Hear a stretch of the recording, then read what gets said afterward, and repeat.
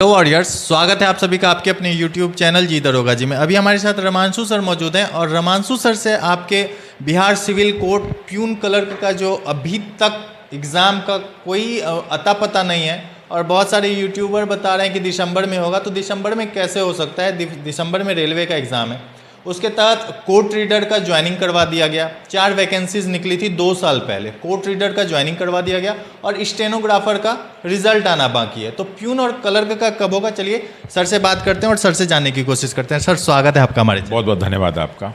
Sir 2 साल हो गए सर फॉर्म भरे हुए। बिहार सिविल कोड के तहत 4 वैकेंसीज आई थी सर, उसमें कोर्ट रीडर और स्टेनोग्राफर का लगभग सर स्टेनोग्राफर का रिजल्ट आना बाकी है सर।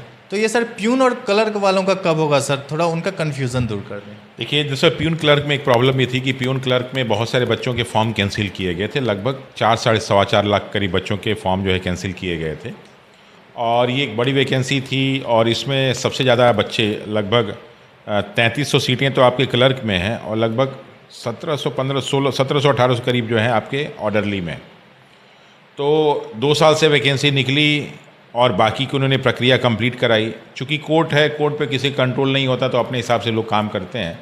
लेकिन अभी पिछले समय में जो उन्होंने काम किया, बहुत तेज़ी से काम किया और एक की कंप्लीट करा दी, दूसरे का लगभग फाइनल होने वाला है, उसका भी जल्दी ही जो है रिजल्ट आउट हो जाएगा और उसकी भी ज्वाइनिंग हमें लगता है कि नवंबर में कंप्लीट करा देंगे वो लोग। तो अगली जो वैकेंसी बचती है क्लर्क ऑर्डरली वाली, उसकी संभावना क्या लगभग 99.99% श्योरिटी इस बात की मिल रही है कि दिसंबर के लास्ट वीक में, यानी 20 दिसंबर से लेकर 30 दिसंबर के बीच इसका एग्ज़ाम कंडक्ट करा लिया जाएगा। अब बहुत लोग का कहना है कि उसमें रेलवे के एग्ज़ाम भी हैं, रेलवे के एग्ज़ाम ऑनलाइन है जबकि ये एग्ज़ाम ऑफलाइन होने वाला है, इसलिए सेंटर का कोई क्लैश नहीं है। और रेलवे के एग्ज़ाम में ऑल इंडिया लेवल पे होता है, उसका अपना एक अलग सिस्टम है, ये इसका अलग सिस्टम है। तो जो सिस्टम रेलवे के लिए काम करता है उसका ऑफलाइन से कोई मतलब नहीं है, इसलिए इस एग्ज़ाम के कंडक्ट कराने की पूरी संभावना है। और जो डेट आ रही है कि 22 दिसंबर के आसपास जो इसका एग्ज़ाम हो जाएगा, तो लगभग 99% चांस है, अभी कोई इफ़ एंड बट नहीं है। बाद में कोर्ट क्या कर दे कोई ठीक नहीं है, लेकिन इसके एग्ज़ाम होने की पूरी संभावना है। सर आप बोल रहे हैं कि क्लैश नहीं होगा सर, लेकिन वैसे बच्चे तो होंगे ना सर जो रेलवे का भी फॉर्म भरे होंगे और सिविल कोड का प्यून क्लर्क का भी फॉर्म भरे होंगे, तो सर उनका तो क्लैश हो सकता है ना डेट? हाँ, लड़कों के जो है डेट क्लैश हो सकते हैं, लेकिन उस पर सिविल कोड बहुत कुछ करेगा नहीं, क्योंकि सिविल कोड इससे कोई मतलब नहीं। और चूँकि ये वैकेंसी पुरानी है और वो जानते हैं कि जैसे रेलवे में बहुत सारे ऐसे बच्चे होते हैं कि वो इस तरह के वैकेंसीज़ नहीं भरते हैं, क्योंकि इसमें तो एक इंग्लिश भी है और उसमें इंग्लिश नहीं होती। रेलवे के एग्ज़ाम में आपको इंग्लिश नहीं मिलती है, तो इसलिए बहुत सारे बच्चे ये फॉर्म नहीं भरते हैं। फिर इसमें एक मेंस का पेपर भी होता है जिसमें आपको इंग्लिश में ऐसे और लिखना होता है, फिर इसके अलावा लेटर लिखना होता है, इसलिए बहुत सारे बच्चे छोड़ देते हैं, ये फॉर्म नहीं भरते हैं। इसलिए सिविल कोर्ट को या पटना हाई कोर्ट या पटना सिविल कोर्ट को आप कह दें बिहार सिविल कोर्ट को, इससे कोई मतलब नहीं होगा। हाँ, क्लैशेस ज़रूर हो सकते हैं कुछ बच्चों के लिए, उनकी संख्या सैकड़ों हज़ारों में ही होगी, तो इससे बहुत ज़्यादा फ़र्क नहीं पड़ता है।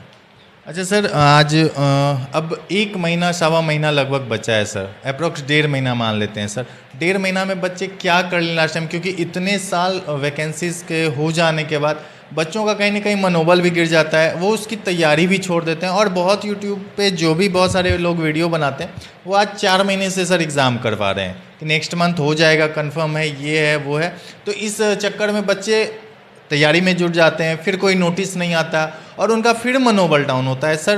तो मतलब बच्चे क्या अब 1.5 महीने में कर लें जिनसे उनका रिजल्ट हो? देखिए, दरअसल जो बच्चे एसएससी की तैयारी करते हैं, एसएससी सेंट्रल एसएससी की, उन बच्चों का कोर्स लगभग इससे मिलता जुलता है, क्योंकि इसमें 20 नंबर की इंग्लिश, 20 नंबर की हिंदी, इसके अलावा जो है 15 नंबर का कंप्यूटर आता है। तो ये तो आपका 55 नंबर यही हो गया और 90 नंबर का पेपर है। उसका बाद रीजनिंग का, मैथ का और आपका जीके जीएस का पोर्शन होता है। तो ये कुल मिला के 90 नंबर का है। तो जो बच्चे सेंट्रल एसएससी की तैयारी करते हैं उनको बहुत बड़ी दिक्कत नहीं होती, थोड़ा सा हिंदी का पोर्शन उनको एक्स्ट्रा पढ़ना पड़ता है। अच्छा, रही बात कि अब 1.5 महीने में क्या होना चाहिए, तो जो भी ये बच्चे पढ़े हैं, खासकर उस इंग्लिश थोड़ा सा छूट जाता है और कंप्यूटर, अगर इस पर कोई फोकस कर ले तो बाकी सब बहुत आसान होता है, कठिन नहीं। रीजनिंग इसकी बहुत कठिन नहीं है, मैथ भी बहुत कठिन नहीं है इसका, जीके जीएस भी बहुत हार्ड नहीं आता है। थोड़ा सा बच्चों से गलती जो होती है वो मैथ, हिंदी, इंग्लिश और कंप्यूटर में। तो जो बच्चा इसकी तैयारी ठीक से कर ले, इसको रिवाइज़ कर ले, तो उसके सिलेक्शन के चांसेस बहुत ज़्यादा बढ़ जाएंगे। तो इसलिए इस बचे हुए टाइम में इस पे ज़्यादा फोकस करें तो उनके लिए लाभ मिलेगा उनको। अच्छा सर, कितना लगभग स्कोर कर लें बच्चे तो उनका रिजल्ट एक अनुमानतः सर कंफर्म हो जाएगा? इसमें दरअसल क्या होता है कि जो एग्ज़ाम रेगुलर नहीं होते हैं उसमें अगर आप 60% क्रॉस कर जाते हैं तो आप सिलेक्शन के दौर में पहुंच जाते हैं। 55 नंबर, मतलब 60%, हाँ 55 नंबर, कि अगर आप 55 नंबर के करीब नंबर ले आते हैं तो आपके सिलेक्शन के चांसेस बहुत ज़्यादा होते हैं, क्योंकि इसकी तैयारी सब बच्चे नहीं करते हैं। जो ऐसे एग्ज़ाम हैं जो कंटिन्यू निकल रहे हैं और जो नॉर्मल होते हैं उसमें मेरिट रेगुलर के हिसाब से ज़्यादा जाने लगती हैं, क्योंकि उसकी तैयारी कई साल से बच्चे करते हैं। ये एग्ज़ाम ऐसे हैं जो 5 साल 6 साल 7 साल में एक बार आते हैं, तो ऐसे में मेरिट में अगर आप 60% मार्क्स लाते हैं तो आपका सिलेक्शन 100% हो जाता है। बहुत बहुत धन्यवाद सर जानकारी देने। Thank you, thank you. चलिए, सिविल कोर्ट के बारे में भी सर ने बता दिया कि आपका एग्ज़ाम दिसंबर लास्ट में 99.99% है। इसमें इट मीन्स आपका एग्ज़ाम हो जाएगा, क्योंकि रमांशु सर ने बोला है तो कुछ ना कुछ इसके पीछे है लॉजिक, इसलिए बताया सर ने। चलिए, वीडियो अच्छी लगी तो वीडियो को लाइक कीजिएगा और अपने एग्ज़ाम की तैयारी अच्छे से कीजिए। धन्यवाद।